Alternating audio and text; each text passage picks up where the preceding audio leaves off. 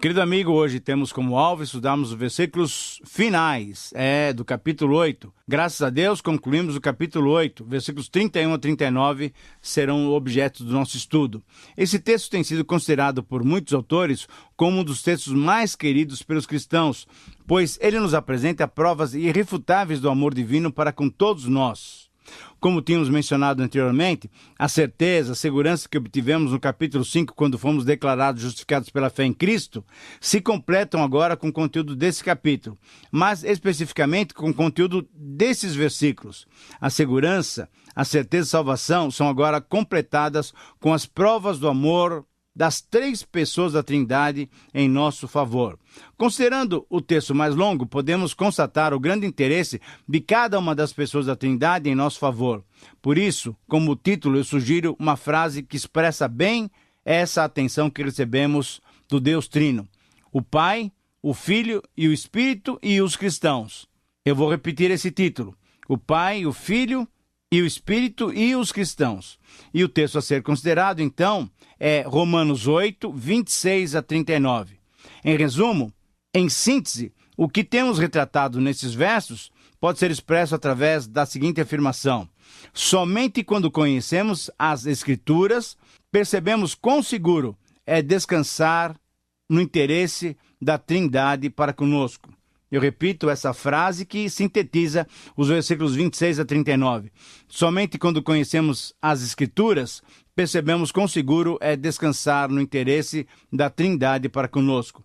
Nós vamos encontrar nesse texto três ações que comprovam esse interesse de cada uma das pessoas da Trindade em nosso favor. Em primeiro lugar, confirmamos as ações do Pai em nosso favor. Deus faz convergir todas as coisas para o bem daqueles que o amam, conforme o versículo 28. Deus nos chama para sermos conformes à imagem do seu Filho, versículo 29. Terceiro, Deus nos concede segurança contra quem é contra nós, quem nos acusa, quem nos condena. O Senhor Deus nos concede segurança contra quem ou o que quer nos separar do seu amor. Em quarto lugar, Deus nos permite sofrimentos porque Ele visa o nosso amadurecimento. Versículo 36.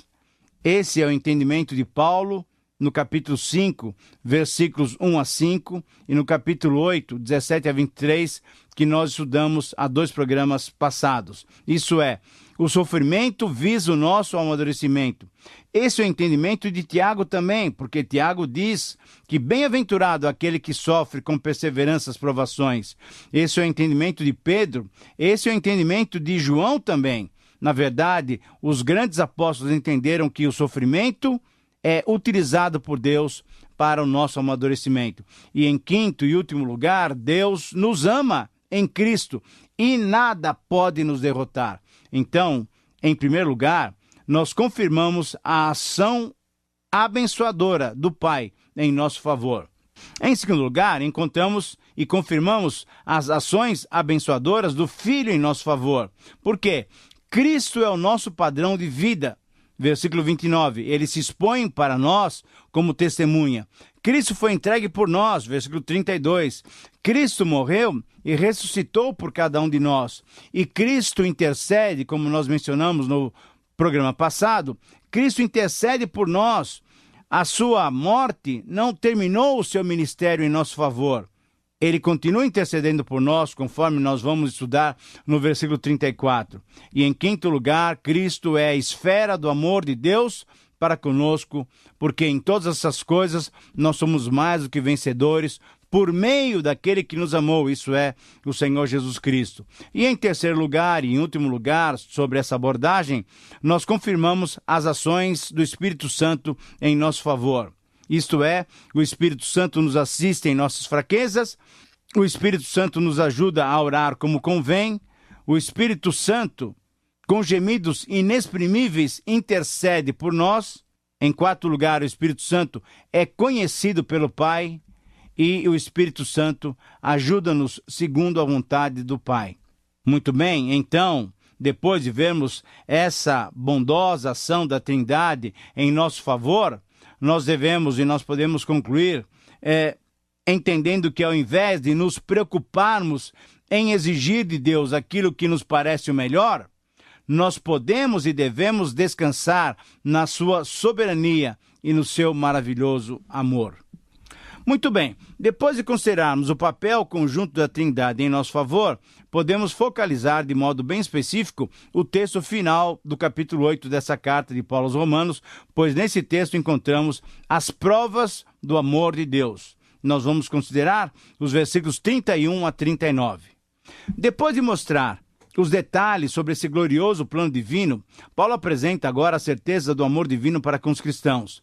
Nessa parte final do capítulo, o apóstolo desenvolve um elevado hino de confiança no amor de Deus, introduzindo-o como uma cláusula conclusiva. Isso é, que diremos, pois, à vista dessas coisas? Essa expressão ele já tinha usado em 6:1, 6:15 e 7:7. Que diremos, pois, à vista dessas coisas? De uma maneira corajosa e ousada, o apóstolo desafia todos nós, a todos, nos céus e na terra e no inferno, a provarem que podem nos separar do amor de Deus. E ele está absolutamente certo de que ninguém ou nada pode nos separar do amor de Deus. Por quê? Os chamados, os conhecidos de antemão, os predestinados, os vocacionados, os justificados e os glorificados são alvo desse amor de Deus, desse grande amor de Deus.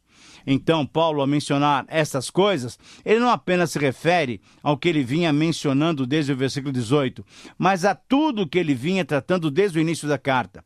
Para ele, o que importa ao ser humano que estava dominado pelo pecado, pela carne e pela lei, que vivia sob a ira de Deus e aguardava a morte, é estar em ordem com Deus. É ser justificado pela fé e ser reconciliado. Se Deus age em favor dos cristãos, quem é que pode se opor a nós? Quem pode ser bem-sucedido em separar-nos do amor de Cristo, do amor de Deus? Suas perguntas só têm uma resposta. Ninguém. Ninguém é capaz de fazer tal coisa. Por isso podemos sintetizar esse parágrafo que confirma o amor de Deus com a seguinte frase. Anote aí e depois eu vou repeti-la ainda. Diante de provas tão expressivas, todo cristão deve constantemente estar certo do amor de Deus. Eu repito, se você quiser anotar, é a síntese dos versículos 31 a 39. Diante de provas tão expressivas, todo cristão deve constantemente estar certo do amor de Deus. Esses versículos nos mostram, então, 5 provas do amor de Deus. A primeira prova é que Deus age em nosso favor, versículo 31. Se Deus é por nós, quem será contra nós? Se Deus é por nós, não denota qualquer sugestão de dúvida. Não é uma cláusula de incerteza, mas de confirmação. Isto é, uma vez que Deus é por nós, ninguém será contra nós. Deve ser entendido, já que Deus é por nós, uma vez que Deus é por nós, ninguém pode ser contra nós. Isso é, ninguém pode ser contra nós, não indica também a ausência de adversários. A carne, a lei, o pecado, a ira, a morte, o ódio do mundo. O que é mencionado nos versículos 35 a 39, além do diabo, são os inimigos dos cristãos. Mas nenhum adversário, nenhum inimigo tem algum poder quando Deus age em nosso favor. Os cristãos podem ter certeza do amor de Deus. As palavras, então, desse versículo têm proporcionado a milhares e milhões de corações em todos os tempos alegria, esperança, certeza. Quantos corações tristes, ameaçados e perseguidos, perturbados, tímidos, assustados, estão me ouvindo até agora? Mas vocês que talvez estejam pesarosos nos seus corações, podem encontrar nesse versículo o consolo, a segurança, o refúgio, o apoio e a proteção que só Deus pode nos dar. Ninguém pode se colocar contra aquele que tem Deus ao seu próprio lado. Qual é o poder, o exército, a tirania que pode destruir a vida daquele que está sendo defendido por Deus? Ninguém. Nem o mundo todo pode causar qualquer dano àquele que tem Deus ao seu lado. Sabe por quê? Porque Deus protege com todos os recursos aquele que foi conhecido, aquele que foi predestinado, aquele que é chamado, justificado e glorificado. O apóstolo Paulo está dizendo aqui, se Deus é por nós, quem será contra nós? Isso é, qual é o poder, qual é a força, qual é a potência, qual é a tirania que se pode colocar contra o Filho de Deus? Querido amigo, eu sei que estou falando para muitos que são verdadeiramente cristãos, pessoas fiéis, mas eu sei também que me ouvem agora, queridos amigos que ainda não têm Jesus como seu Salvador e Senhor. Agora, se você é uma dessas pessoas, eu convido você agora, a buscar refúgio em Deus. Procure a salvação pela fé em Cristo Jesus e esteja certo de que se Deus for a seu favor, ninguém poderá se opor, ninguém será contra você. A segunda prova do amor de Deus é que o Senhor Deus supre todas as necessidades dos cristãos. Versículo 32 do capítulo 8. Porventura Deus não nos dará graciosamente com Cristo todas as coisas? É a pergunta que Paulo faz. Deus não poupou Jesus, que foi entregue de acordo com o seu desígnio, feito pecado e feito maldição por nossa causa. Deus entregou seu Filho para cada um de nós. É o mesmo significado de capítulo 1, versículo 24, capítulo 1, versículo 26 e capítulo 1, versículo 28. Isso é, ele entregou para execução penal. Ele entregou por nós para que ele morresse em nosso lugar. O que Abraão não precisou fazer com Isaac. Deus dará as demais coisas graciosamente, porque ele já deu Jesus Cristo para nós. Nós estamos diante de novamente uma grande promessa. Paulo está dizendo que se Deus deu o seu Filho por nós, então é certo, é claro que ele nos dará graciosamente qualquer outra coisa que nós necessitamos. Veja bem, quem dá o máximo também dá o mínimo. Se uma pessoa lhe der um belíssimo presente, certamente, veja bem, ela poderá lhe dar também uma caixa para você levar o presente. Você concorda com isso? Ora, então, se Deus já nos deu o seu Filho, se Deus nos deu o seu único Filho, o seu amado Filho, não nos dará graciosamente qualquer outra coisa? Nós sabemos que Deus poupou Isaac, o filho de Abraão, providenciando um cordeiro para que ele fosse colocado no seu lugar. Mas Deus não poupou o seu próprio Filho Jesus Cristo. Não houve nenhum cordeiro que pudesse ser colocado no lugar de Jesus. Ele mesmo era o Cordeiro de Deus. Ele foi entregue por nós, ele morreu por nós, foi entregue por cada um de vocês que me ouvem agora. Morreu para que nós não fôssemos condenados. Aqui está a base da nossa justificação. Portanto, aquele que nos deu o seu Filho, certamente nos dará graciosamente com ele todas as coisas que nós necessitamos. Mas agora, por favor, não pense só nas coisas materiais. Não pense só naquilo que lhe pode dar satisfação nessa vida. Certamente as bênçãos presentes estão incluídas, mas certamente o que Paulo está dizendo aqui é que Deus nos dará também todo o necessário para levar a obra que ele mesmo iniciou em nós até o fim. A terceira prova do amor de Deus é que Deus é o justificador dos cristãos. Versículo 33 do capítulo 8. Quem tentará acusação contra os eleitos de Deus? É a pergunta de Paulo ao seu interlocutor. Os cristãos, isso é, os eleitos de Deus, refletem a categoria que pertencem os eleitos, são eleitos de Deus. Isso é, a eleição não pode ser outra coisa senão aquela especificado em termos diferentes lá no versículo 29. A eleição em Cristo é antes da fundação do mundo. Agora, do que os cristãos poderiam ser acusados? É Deus quem declara que o cristão está justificado. O apóstolo Paulo quer dizer que ninguém tem o direito de acusar aqueles que são eleitos por Deus, porque foi Deus quem os justificou em Jesus Cristo.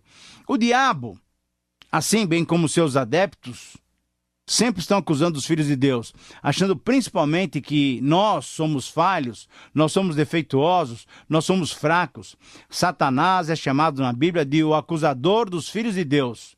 O que Satanás diz contra os filhos de Deus é o seguinte: ele principalmente relembra a nós os pecados que cometemos outrora, que cometemos antes que conhecêssemos a Deus e ao Senhor Jesus Cristo como nosso Senhor e Salvador. Na verdade, Satanás sempre lembra aos cristãos os pecados passados da velha vida. O inimigo pergunta: como que uma pessoa que cometeu tantos pecados pode se salvar e pode se considerar filho de Deus? Querido amigo, e que muitos crentes ficam abalados quando se lembram dos pecados do passado.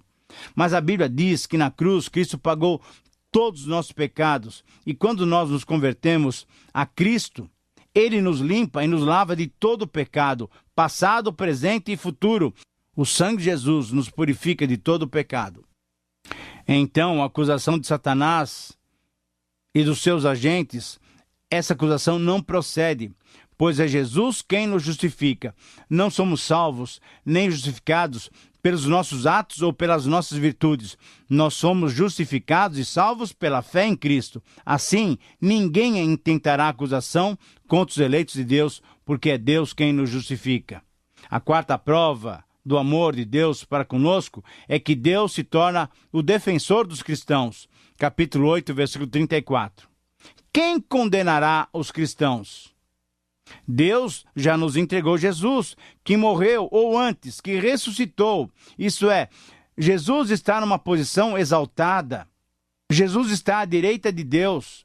Essa figura antropomórfica indica a soberania e o domínio nos quais Jesus foi investido. E por ele ter toda a autoridade nos céus e na terra, nada ou ninguém pode separar o cristão de Cristo. Jesus exerce o seu ministério sacerdotal ainda hoje. Ele continua intercedendo por nós. Aqui, em Romanos 8,34 e em Hebreus 7,25, temos a menção da sua intercessão celeste. Essa é a mesma expressão usada nos versículos 26 e 27, que descrevem a ação intercessora do Espírito Santo em nosso favor. Querido amigo, louve a Deus, porque você tem como seu intercessor, como seu intermediário, o Senhor Jesus e o Espírito Santo. Anteriormente, Paulo tinha perguntado quem nos acusaria, porém agora ele pergunta quem nos condenará. Ninguém tem o direito de acusar ou condenar os eleitos de Deus, pois todos nós somos pecadores. Um pecador não pode condenar o outro. Quem poderia acusar e condenar os eleitos de Deus? Seria Jesus Cristo, pois o único que não tem pecado, pois foi o único que morreu na cruz e ressuscitou e que está à direita de Deus. Só ele poderia nos acusar e nos condenar. Mas, na verdade, o que Jesus está fazendo à direita do Pai? Que bênção, querido amigo. Ele está condenando os seus filhos? Ele está condenando os seus irmãos? Não. O texto diz o seguinte: ele está intercedendo pelos eleitos de Deus e não os acusando. Querido amigo, Jesus é o seu advogado junto ao Pai. Jesus é o meu advogado junto ao Pai. Jesus é o nosso advogado junto ao Pai. E, finalmente, a quinta prova do amor de Deus para conosco é que Deus mantém os cristãos, cada um de nós, unidos a Ele. Capítulo 8, versículos 35 a 39. Quem nos separará do amor de Cristo?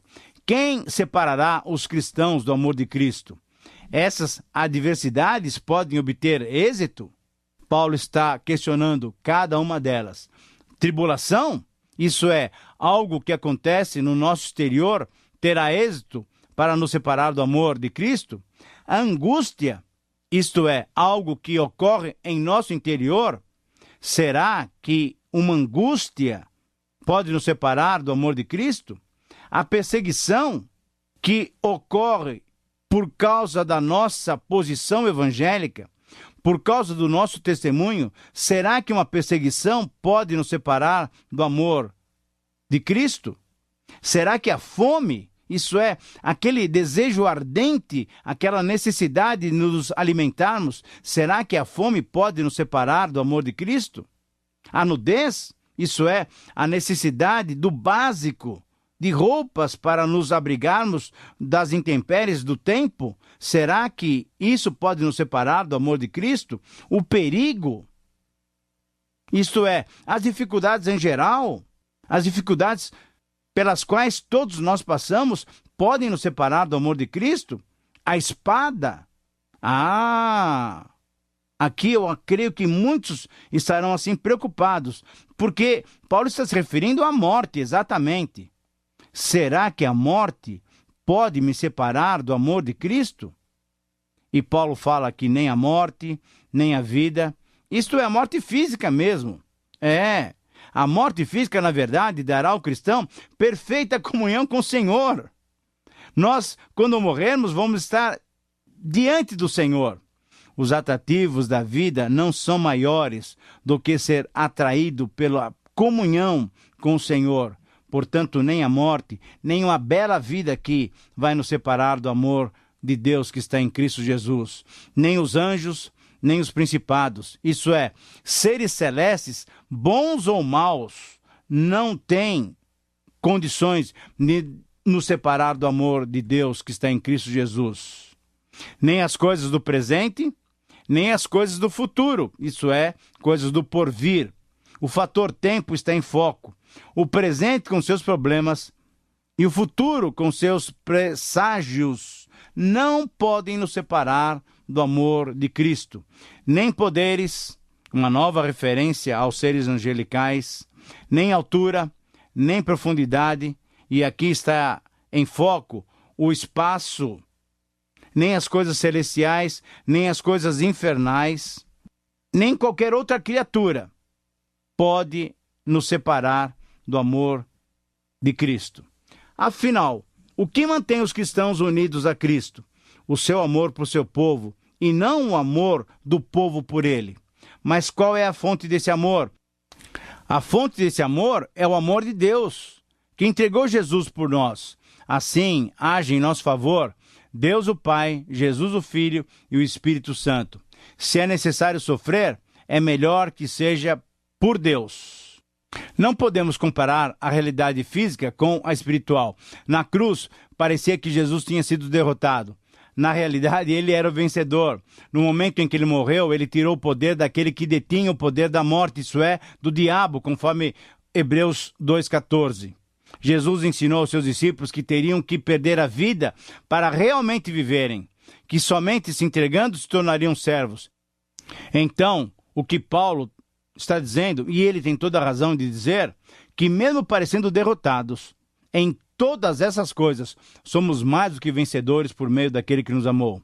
Ora, diante disso, a vitória do cristão é que nada pode nos separar do amor de Deus que foi demonstrado totalmente em Jesus Cristo.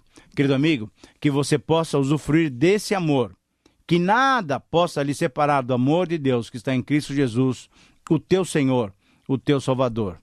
Que Ele te abençoe. Um grande abraço e até o próximo programa.